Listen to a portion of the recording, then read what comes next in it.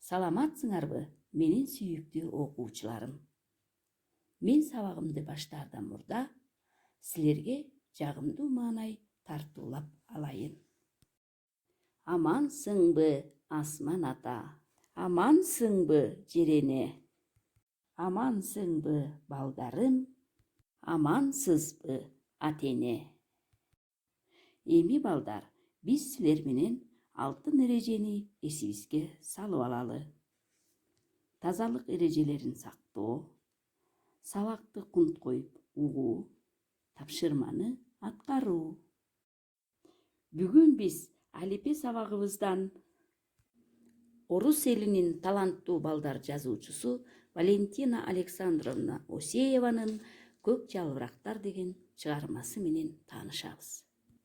Бүгүнкү сабагыбыздын максаты балдар, чыгарманы окуп, түшүнүгүбүздү өз сөзүбүз менен айтып беребиз. Кабыл алуу, эске тутуу көнүмдөрүбүздү калыптандырабыз. Алган билимдерди турмуш менен байланыштырабыз. Балдар, силер билесиңер да, жалбырактардын түстөрү кандай болоорун? Азаматсыңар. Ооба балдар, силер айткандай эле биз жашообузда кызыл, жашыл, сары түстөгү жалбырактарды көрүп жүрөбүз.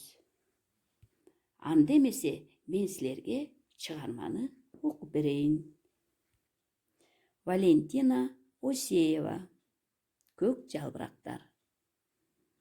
Катянын 2 жашыл карандашы боло турган. Ал эми Ленкада бирөө да жок. Ошондуктан Лена Катяга минтип кайрылды. Жашыл карандашыңды мага берип турчу. А Катя болсо, апамдан уруксаат сурап көрөйүн, деди. Эртеси экөө мектептен жолугушту. Апаң уруксаат бердиби? Деп сурады Лена. Катя болсо өкүнүчтүү үшкүрүнүп мындай дейт. Апам уруксаат берди, бирок агамдан сурабай калыпмын. Макул анда, агаңдан да сурап көр, деди Лена. Уктуңарбы балдар? Лена жашыл карандашты эмне үчүн Катядан гана сурады? Ооба балдар, силер айткандай, Катяда 2 жашыл карандаш бар болчу.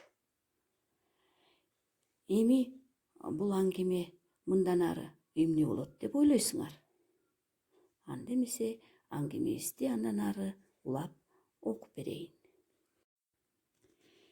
Эртеси Катя мектепке келгенде, эмне болду? Агаң уруксаат бердиби?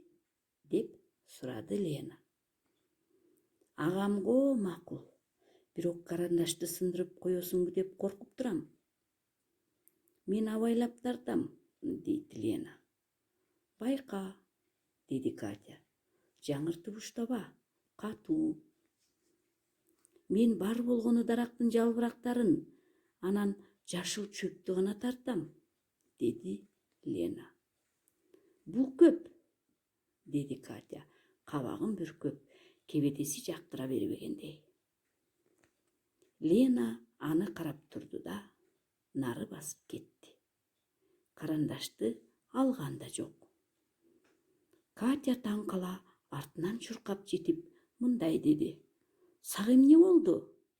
Ал карандашты, ал. Кереги жок, деди Лена. Уктуңарбы балдар? Лена эмне үчүн карандашты алган жок? Себеби эмнеде? Мындан ары эмне болот деп ойлойсуңар? Анда эмесе аңгемени андан ары улап силерге кайрадан окуп берейин. Сабак башталганда мугалим минтип сурап калды. Леночка, сенин дарагыңдын жалбырактары эмнеге көп болуп калган?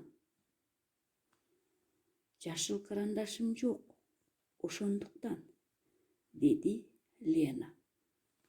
Курбуңдун карандашын эмнеге сурап алган жоксуң? Лена унчуккан жок. Катя чаяандай кызарып кетти да мындай деди.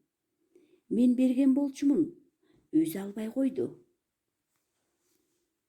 Muалим экөөнү алмак салмак тиктеди да, демек ала тургандай кылып бериш керек болчу, деди.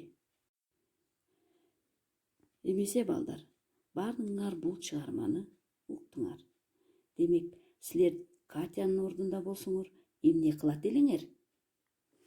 Мындан кийин Лена менен Катя кандай мамиледе болот деп ойлойсуңар?